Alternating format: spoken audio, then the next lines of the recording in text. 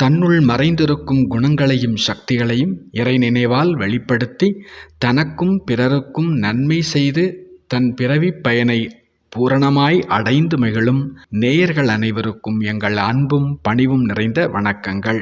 சிற்பியிடம் பலவிதமான உளி சுத்தியல்கள் இருக்கும். சில உளி சுத்தியல்கள் அடிக்கடி பயன்படுத்தப்படும்.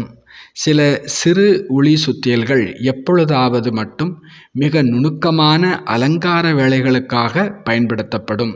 அதற்கான வேலையும் நேரமும் வரும் வரை அந்த உளி சுத்தியல்கள் ஆவலுடன் காத்திருக்குமாம்.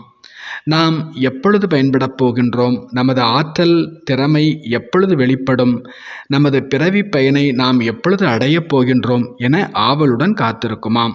அதுபோலவே உயிர் ஆற்றல்களாகிய நம் எல்லோரிடத்திலும் அன்பும் அறிவும் துணிச்சலும் கருணை இரக்கம் மகிழ்ச்சி ஆனந்தம் போன்ற பல பல குணங்களும் சக்திகளும் தங்களை வெளிப்படுத்தி கொள்ள ஆவலுடன் காத்திருக்கின்றன. விழுப்புண் படாத நாளெல்லாம் வீண் நாளே என்கிறது திருக்குறள். ஒரு போர் வீரன் தனது கடந்த நாட்களை எண்ணி எடுத்து அவற்றுள் முகத்திலும் மார்பிலும் போரின் போது புண்படாத நாள்களை பயனில்லாமல் கழிந்த நாட்களாகவே கருதுவானாம். போர் இல்லையெனில் அது போர் வீரனுக்கு வீண் நாளே. அதுபோலத்தான் தன் உயிராற்றலின் உண்மை பண்பான அன்பு ஆனந்தம் துணிச்சல் போன்ற பண்புகளை வெளிப்படுத்தும் சூழல் கிடைக்காத நேரமெல்லாம் ஒரு நல்ல பண்பாளருக்கு வீணான நேரமே. தாகத்தோடு வருபவர்களுக்கு தண்ணீர் கொடுப்பதும் பசியோடு வருபவர்களுக்கு உணவு பரிமாறுவதும் வள்ளல் தன்மை கொண்டவர்களுக்கு இரக்க மனம் கொண்டவர்களுக்கு எப்படி மகிழ்ச்சியான விஷயமோ அதுபோலவே கோபம் வெறுப்பு கவலை பயம் என்று வருபவர்களுக்கு அன்பு கருணை மகிழ்ச்சி நம்பிக்கை தைரியம் வழங்குவதும் தனது உயிராற்றலின் பண்புகளை உணர்ந்து அனுபவம் செய்பவர்களுக்கு மிக மகிழ்ச்சியான விஷயம் ஆகும்.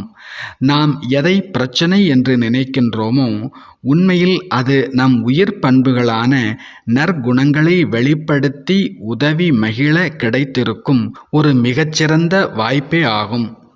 இப்படி ஒரு நோயாளி வந்துவிட்டாரே என எந்த ஒரு நல்ல மருத்துவரும் கலங்குவதும் இல்லை புலம்புவதும் இல்லை.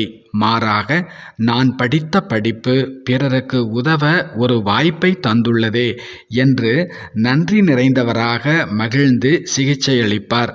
இறைவன் என்ற ஆசிரியர் வாழ்க்கை பாடத்தின் மூலம் நமக்கு பல ஞானத்தை குணங்களை சக்திகளை வழங்கியிருக்கின்றார்.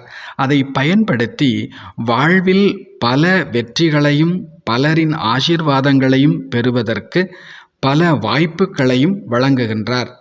விபரமறியாத சிலர்தான் அந்த வாய்ப்புகளை எல்லாம் பிரச்சனை என்றும் சோதனை என்றும் தடைகள் என்றும் மீள முடியாத துயரம் என்றும் பெயரிட்டு மயங்கி நிற்கின்றார்கள். சரியான வழிகாட்டியின் துணையோடு அடர்ந்த காட்டுக்குள் பயணம் செய்தாலும் அந்த பயணம் ஆச்சரியமும் ஆனந்தமும் மிக நல்ல இனிமையான அனுபவங்களும் நிறைந்த பயணமாக அமையும். வழிகாட்டி இல்லை என்றால் காட்டுக்குள் பயணிப்பது என்பது கவலையும் பயமும் ஆபத்தும் நிறைந்ததாக ஆகிவிடும். வாழ்க்கை பயணமும் அப்படித்தான்.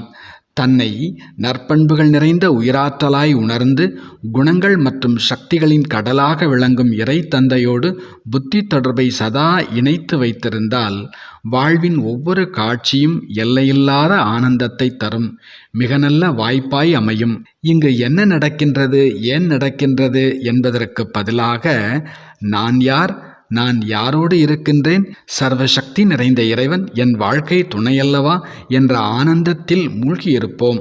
இந்த வாழ்க்கையின் ஒவ்வொரு காட்சியையும் நன்றியுடன் ரசித்து மகிழ்வோம். பிறவி பயனை அடைந்து மகிழ்வோம். நல்லது. நன்றி. வணக்கம்.